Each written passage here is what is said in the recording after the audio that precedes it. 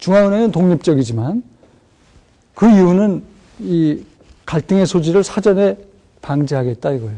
그래서 미국 중앙은행이 기자회견을 하면은 이렇다는 건지 저렇다는 건지 참 아리송한 말투로 얘기하는 경우도 참 많습니다. 그게 그 전 미국 중앙은행장 알렌 그린스팬의 특기 중에 하나였죠.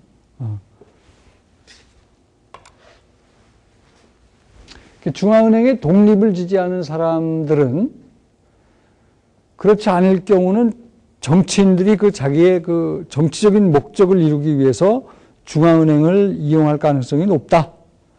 따라서 중앙은행은 독립적일 필요가 있다라고 주장을 하는 거고요.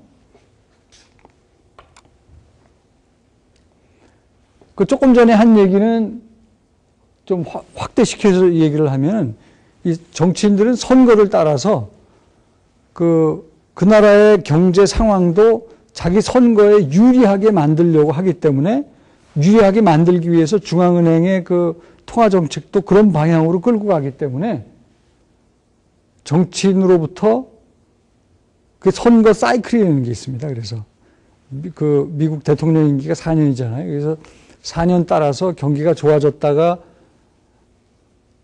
그게 이제 통화정책, 재정정책을 어떻게 쓰느냐에 따라서 그렇게 주기로 따라갈 수가 있거든요. 여당에 유리하게 하려면은 선거를 치를 때쯤에는 경제 상황을 좋게 만들면 되겠죠.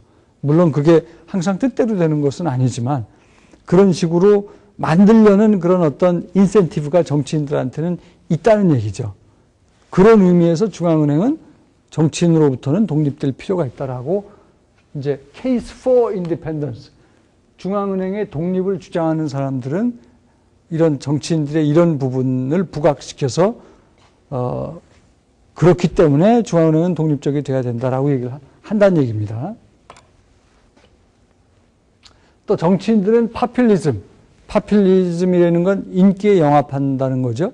그 대중의 인기에 영합하려는 그런 경향이 있기 때문에 자꾸 선심을 쓰려고 그러고 그러다 보면 재정 적자가 늘어나고 그 재정 적자 늘어나는 거를 그 채권 발행해서 메꾸려고 그러는데 그 채권을 중앙은행이 좀 사줘야 되고 뭐 이런 식으로 이게 결국은 정치인들로부터 독립을 해야 된다는 거죠. 그렇지 않으면 정치인한테 중앙은행이 이용을 당하니까. 그래서 중앙은행의 독립을 주장하는 사람들은 계속 이 정치인들의 그런 어떤 문제점을 부각시키는 거고 그렇지만 중앙은행이 독립적인 것도 문제다라고 중앙은행 독립에 대해서 비판적으로 보는 시각도 없는 건 아니에요.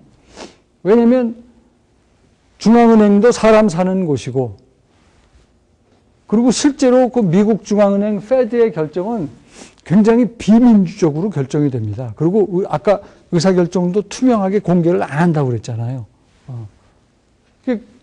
이 사람들은 도대체 왜 그래도 정치인들은 우리가 투표라도 해서 뽑기나 하지 중앙은행에 있는 중앙은행장을 그 일반 국민들이 투표해서 뽑진 않잖아요. 그런데 왜 그렇게 비민주적으로 걔네들은 의사결정을 하느냐라고 이제 비판적인 시각도 있는 겁니다. 이런 사람들은 어떤 주장을 하겠어요? 중앙은행은 독립돼서는 안 된다라고 주장을 하겠죠. 당연히. 그 다음에 중앙은행이 과거에 항상 올바른 결정만 했느냐? 그렇지는 않거든요. 29년에 미국에 큰 공황이 옵니다. 그때 중앙은행이 의사결정을 잘못해가지고 그 공황이 10년 이상 아주 그냥 미국을 장기 침체로 끌고 가죠. 중앙은행이 실수한 경험이 꽤 많이 있습니다.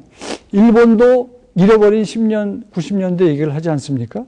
그것도 결국 많은 경제학자들은 일본의 중앙은행이 통화정책을 잘못 썼기 때문이다 라고 비판을 하는 사람들도 많이 있어요. 그러니까 중요한 그 고비고비마다 중앙은행이 결정을 잘못하는 경우가 꽤 많다는 겁니다. 이번에 금융위기가 왔을 때 그 벤 버냉키 미국 중앙은행장이 돈을 막 풀어서 금융위기로 일단 수습은 했지만 그래서 사실 다수 의견은 미국의 그 중앙은행이 금융위기 수습을 잘했다라고 봅니다.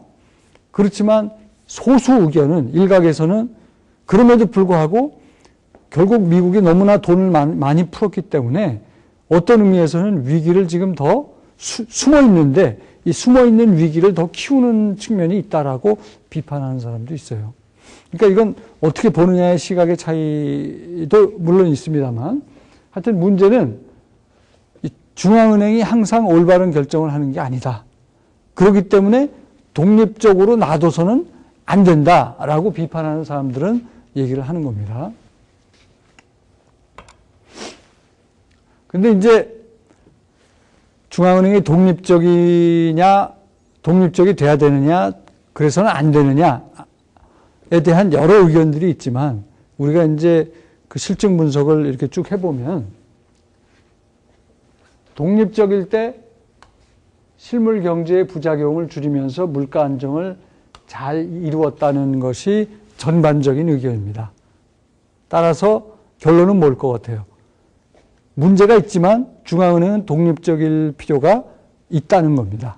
그래서 이제 우리나라 중앙은행도 굉장히 더 독립적이 되려고 지금도 계속 노력을 하는 겁니다. 그래서 기획재정부 장관이 계속 통화정책에 딴지를 걸고 독립적이 안 되기를 정부는 계속 원하지만 그럼에도 불구하고 우리나라 중앙은행이 독립적일 필요가 있다라고 얘기하는 이유는 여러 가지 찬반 양론이 있지만 실증 분석을 해보고 그러면 독립적일 때 그래도 물가 안정을 잘 이루고 실물 경제가 잘 나갔다. 이런 경험이 있기 때문에 우리나라도 독립적이려고 노력을 하는 겁니다. 자, 7장 정리를 하겠습니다. 페드의 시스템에 대한 공부를 했죠. 그 오리진이 어떻게 되고 구조가 어떻게 되고 그리고 얼마나 페드가 독립적이고 또 독립적인 게 좋으냐? 다른 나라의 경우는 어떠냐? 하는 얘기들을 했습니다. 자, 이것이 7장이고 다음 주 8장에서는 그 통화정책이 무엇이냐 하는 것에 대한 공부를 하도록 하겠습니다.